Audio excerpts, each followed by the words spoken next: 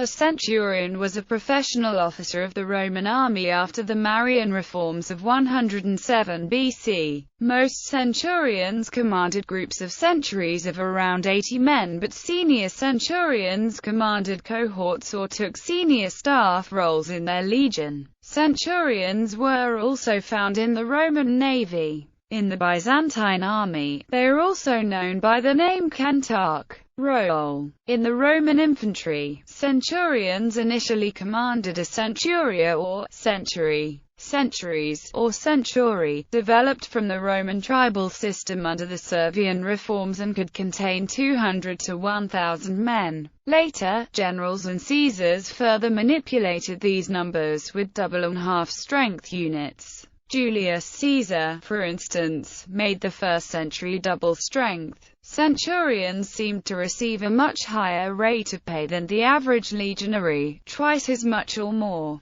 Veteran legionaries often worked as tenants of their former centurions. During the imperial era, centurions gradually rose in seniority in their cohort, commanding centuries with higher precedence, until commanding the senior century and therefore the whole cohort.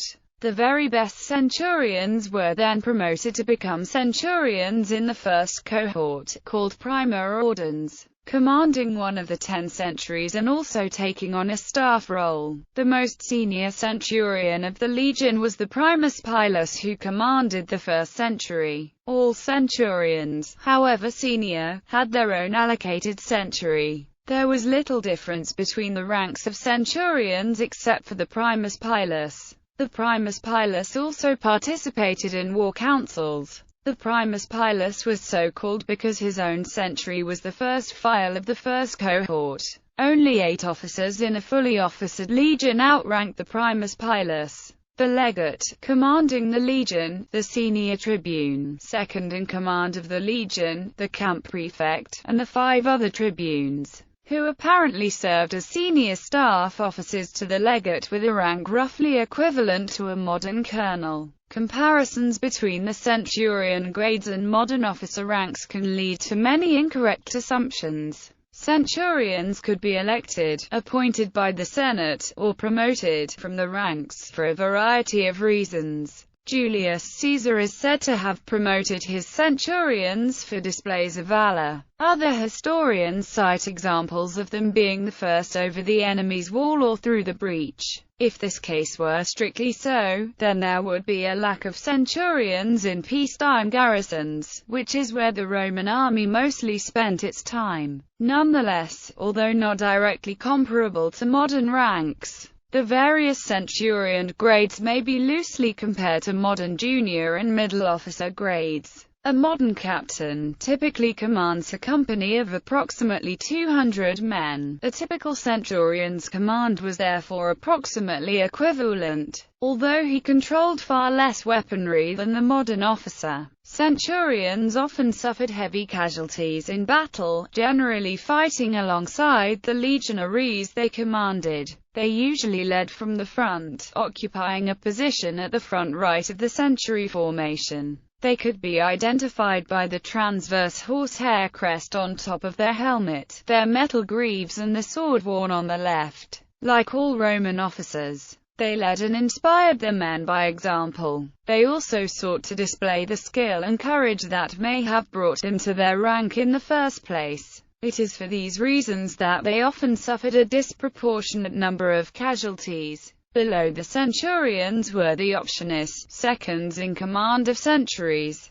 being held personally responsible for the training and discipline of the legionaries under their command. Centurions had a well-deserved reputation for dealing out harsh punishment. In the Annals, Tacitus tells the story of one known as Cedo Ulterum, which roughly translates to, "Gimme another." The mutinous soldiers thrust out the tribunes and the camp prefect. They plundered the baggage of the fugitives, and then killed a centurion, Lucilius, to whom, with soldiers' humor, they had given the nickname, "Gimme another," because when he had broken one vine stick across a soldier's back, he would call in a loud voice for another, and another. The vine stick mentioned above by Tacitus was called ivitus. It was a symbol of the centurion's authority and the implement with which he would mete out punishment. Evidence suggests that centurions had important social status and held powerful positions in society. They seem to have received their status according to their rank. On retirement they could be eligible for employment as lictors. Seniority. Each century had a precedence within the cohort.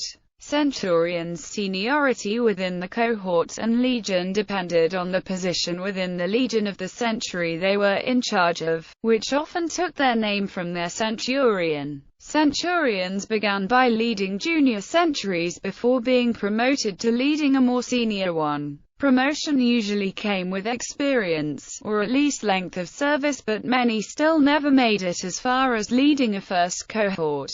Yet for centurions who showed, say, particularly conspicuous bravery during battle, there was the opportunity to be promoted several grades at once. For example, Julius Caesar's reward for a centurion who had greatly pleased him was to advance him 8 grades. Promotion through the various grades often meant transferring to another legion. The precedence during the times of the Manipular Legion, commanding 60 men, was organized like this: Hastata, 10 junior and 10 senior. Principes, 10 junior and 10 senior. Triarii, 5 junior and 5 senior. For the Imperial Legion they were organized: first cohort, second cohort, third cohort, and so on. There were 5 centuries in the first cohort, each century with twice the number of soldiers of a normal century. All first cohort centurions outranked all centurions from other cohorts.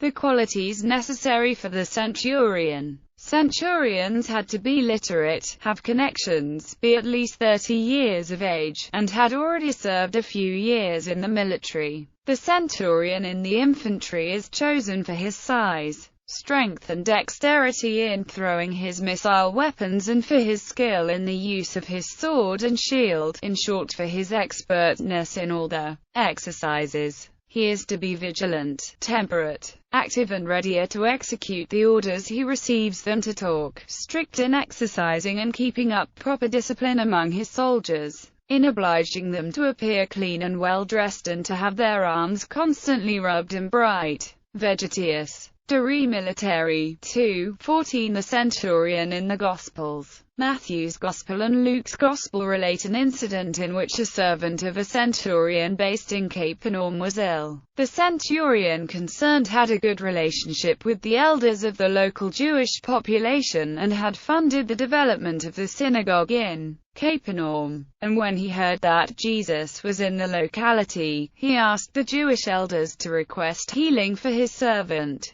not himself making direct contact with Jesus nor, famously, expecting Jesus to come to his home. The stories report that Jesus marveled at his faith and restored his servant to health.